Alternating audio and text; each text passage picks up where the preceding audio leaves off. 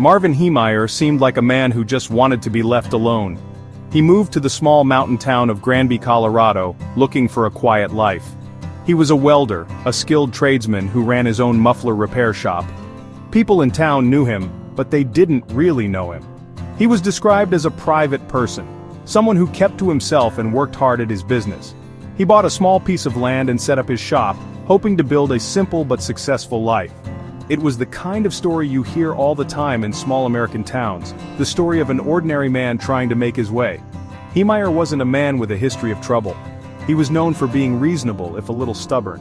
He had friends and was a part of the community, even if he stood on the edges of it. He enjoyed things like snowmobiling in the vast Colorado wilderness, finding peace in the open spaces away from other people. His business was his world, a place he had built with his own two hands. It represented his independence and his hard work.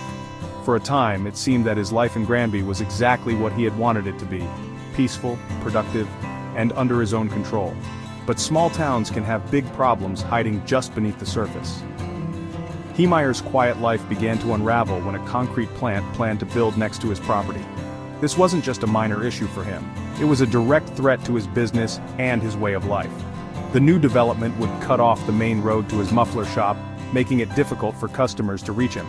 He saw this not as progress for the town, but as a personal attack, a deliberate move by powerful people to push him out. He believed his little piece of the American dream was about to be crushed. He tried to fight back using the proper channels. He went to town meetings and pleaded his case. He argued that the zoning decision was unfair and would ruin him financially. He felt that the town officials were not listening to him, that they were siding with the big business over the little guy. He appealed the decisions, but every door was shut in his face. To Marvin Heemayer, it felt like the system he was supposed to trust had completely failed him. He was a man who believed in rules and fairness, and he was watching as both were ignored. This growing sense of injustice started to fester inside him, planting the seeds for what was to come. The dispute over the concrete plant became the central conflict of Marvin Heemayer's life. He had spent years building his business, and now he felt it was being taken away by a decision he had no power to stop. The Dochev family, who owned the concrete company, had their plans approved by the town council. Heemayer saw this as a conspiracy. He believed the town officials, some of whom he had personal disagreements with, were helping their friends at his expense. He tried to negotiate, offering to sell his land, but the offers he received felt like insults, far below what he believed his property was worth. Heemayer's frustration grew with every failed attempt to find a solution. He filed lawsuits and appeals, but the legal system seemed to move against him at every turn. He was fined for not connecting his shop to the town's sewer system, a system he couldn't even access because of the new concrete plant's construction. It was a classic catch-22, a situation with no way out. Each new setback confirmed his belief that he was being targeted. He felt cornered, a man with his back against the wall, with no one to turn to for help. The town he had chosen for its peace had become a source of constant stress and anger. The final straw came when his appeals were exhausted and the construction of the concrete plant went ahead.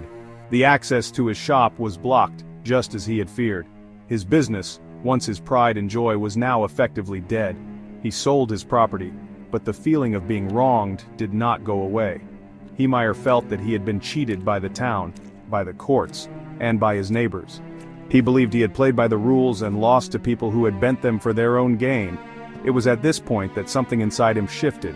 He decided that if the system wouldn't give him justice, he would have to create his own. This is when the idea of revenge began to take shape. For more than a year, Heemayer worked in secret. He had sold his property, but was allowed to use his old workshop for a few months to clear out his things. In that shed, hidden from the world, he began a new project. He wasn't building anything to sell, he was building a machine of vengeance. Using his skills as a welder, he started to transform a Komatsu D355, a bulldozer, into an armored weapon. It was a meticulous process, a slow and deliberate act of a man who had reached his breaking point and was now preparing for his final stand. For 18 long months, Marvin Heemayer dedicated himself to his secret project. Inside his old muffler shop, he worked tirelessly, turning an ordinary bulldozer into something from a dystopian film. He bought the machine at an auction and brought it into his shed, where he began to add layers of armor. He used thick steel plates, reinforcing them with a special homemade concrete mix poured in between. This wasn't just a simple shield. It was a complex, multi-layered defense designed to withstand almost anything. He was creating a mobile fortress, an unstoppable force born from his own anger and isolation. The level of detail in his work was astonishing. Heemayer was a master welder, and he used all of his skill to craft the machine. He covered the engine, the cabin, and the tracks with his custom armor, leaving no weak points. To see out, he installed several video cameras connected to monitors inside the sealed cabin. This meant he could navigate his path of destruction without ever exposing himself to the outside world. He also fitted the bulldozer with several gun ports, placing rifles inside that could be fired from his seat. He thought of everything, preparing for a war that only he knew was coming. He called his creation the MK tank, but the world would come to know it as the Killdozer. It was a testament to his planning and his singular focus. He even installed an air conditioning system and food and water supplies inside the cabin, preparing for a long siege. The project was funded by the money he had left from selling his property. Every dollar he had was poured into this machine. He recorded his thoughts on audio tapes, creating a manifesto that explained his motives. He wanted the world to know why he was doing this. He wasn't a random madman. In his mind, he was a patriot pushed to the edge. As he worked, Heemayer became more and more isolated. He had cut ties with most of his friends and family, consumed by his mission. The secret he kept was enormous, a ticking time bomb hidden in plain sight in a small town. No one suspected a thing. They saw the old workshop, but they had no idea what was being built inside. He was a ghost in his own life, preparing for a final explosive act. The completion of the Killdozer marked the end of his planning and the beginning of his rampage. He was finally ready to deliver his own brand of justice to the town of Granby. On June 4, 2004, Marvin Heemayer sealed himself inside his armored creation and burst through the wall of his old workshop. The town of Granby had no idea what was about to happen. His first target was the concrete plant that had started it all. He drove the massive, unstoppable machine directly into the buildings, tearing them down with ease. The sound of crunching metal and collapsing structures filled the air. The local police responded quickly, but their pistols and shotguns were useless against the bulldozer's thick armor. The bullets simply bounced off, having no effect. Heemayer then began a slow, deliberate tour of destruction through the town. He wasn't attacking people.